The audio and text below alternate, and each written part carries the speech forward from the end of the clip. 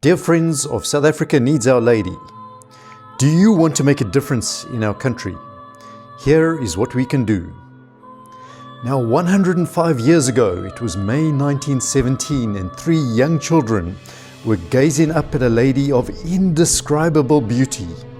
A lady dressed in white, shining brighter than the sun, giving out rays of clear and intense light, they said. What an image! Imagine, brighter than the sun. Plus, this lady at Fatima brings us a message from heaven, an urgent message. But what could be so important that God Himself would send His mother to us? It is something critical. And to understand, we must see our world today as it sadly really is. God is practically forgotten and rejected. So no wonder everything is out of kilter. Yes, more than 105 years ago, and our Lord had already foreseen these times, our days, because He understood the trajectory of history and the result of society being cut off from God. In fact, our Lord had foreseen right into all of today's crises, even down to the corruption and societal breakdown. But much worse, He saw the destruction of Christian and Catholic morality and the fallout of all of that onto the family. And all the crises that plague us right now, penetrating so deep into the hearts of our lives and our land. And He understood it already, and already 105 years back, He devised the solutions. And through these apparitions of Our Lady, it was Christ Himself who was already telling us the solutions. This was the purpose of Our Lady's visit at Fatima. And vitally or critically important is that we, that is you and I, also have a role to play, a vital role before heaven's solution is going to work. And if we don't, then corruption and the moral decay will just continue to fester on. So we need to take all of this seriously. And hence our call to apply Our Lady's solution. Now, as we said, Christ Himself identified the cause of today's crises, of how our world would reject and abandon Him. After that, we would all fall easy prey to sin once we had abandoned Him, and then sin inevitably brings spiritual death with it. And so slowly, little by little, blinkers, spiritual blinkers, were growing over our eyes, narrowing our vision until the point where we could only see the physical world, nothing higher, nothing of God. And so our spiritual death was practically complete. We're cast in stone, and who could be saved from then on? Now, if we have a deep spiritual problem, it cries out for a deep spiritual solution. So right into this point of crisis, the burning fire of love in His, our Lord's divine heart, would see. He would not abandon us, and His heart compelled Him to give us always another chance, always a calling back for the prodigal society just to return to Him. The center of our Lord's solution involves prayer. Prayer also involves us offering up little acts, little sacrifices, perhaps difficult, but in reality just demonstrating that we love Him. Now, Our Lady told Saint Dominic that the battering ram against evil has always been the angelic psalter. That is the Rosary. Our Lady of Fatima once again called for the Rosary in the solution. Now, the Rosary has often been called the Bible on beads, and as we repeat the vocal prayers, we must contemplate deeply the mysteries of our Lord's life, desiring to walk with Him in our hearts, not just words on our lips. Is the Rosary a powerful prayer? Is it efficacious? It has been called the battering ram, but here are a few examples. Some incredible stories.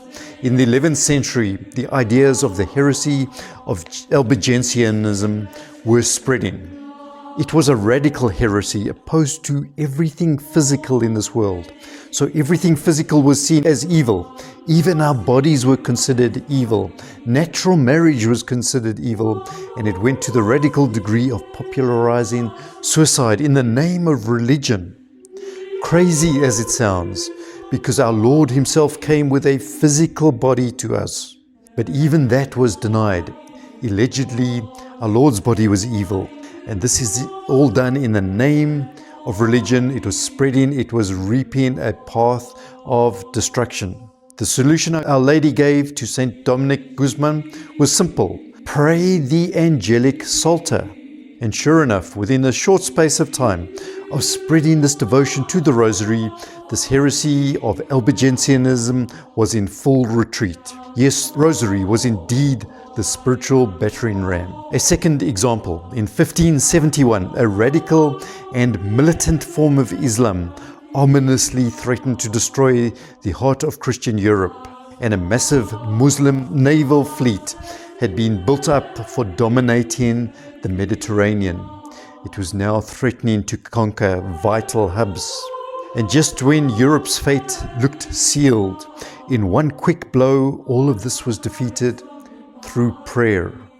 And this is exactly how it happened. Pope St. Pius V, being a Dominican himself, knew of how the Rosary had helped St. Dominic.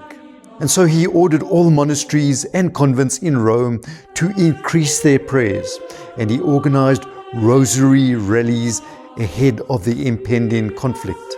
And then finally, Mass and the Rosary were recited on board of each vessel as they sailed out to counter the Mohammedan invading fleet. And with a seeming series of miracles, a crushing blow was dealt to Islamic Ottomans, ending their dominance on the Mediterranean. But there's an even more incredible example. And this happened during the Second World War. There was a small group of priests who survived the atomic bomb in Hiroshima. This was Japan, 1945. They lived only 1 kilometer from ground zero where the bomb was detonated. This was in a region where everything was completely destroyed and 140,000 people died. Yet in that region, after the bomb, a lone building remained standing. And this building housed the Jesuits. And within this, they all survived with just minor injuries. Even the radiation did not affect them.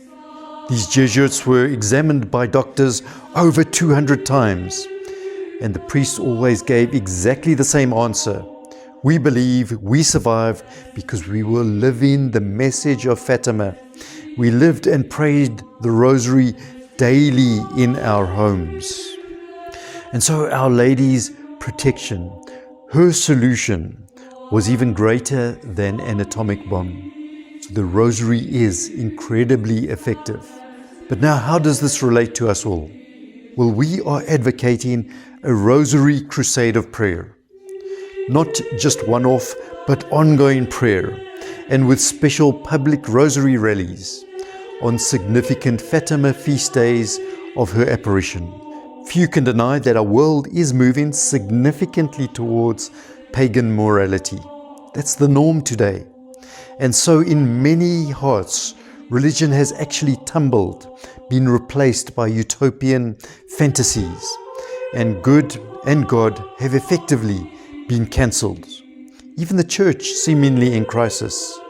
But the ultimate catastrophe, as Our Lady of Fatima said, how many souls fall into hell because there is just no one to pray for them.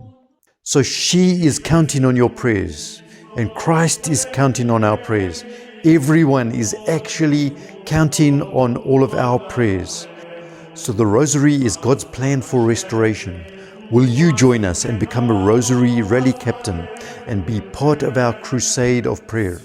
So we must attract the grace of God on our country, our families and our communities. Do join us. Sign up right now. It's very simple. When you sign up, we will send you a banner, a prayer manual and other spiritual aids for sharing.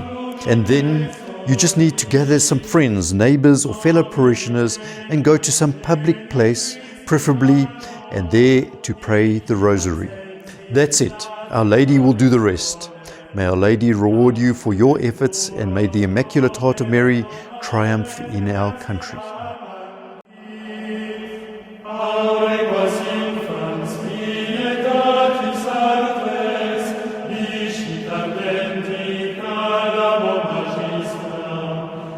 Sanctus ex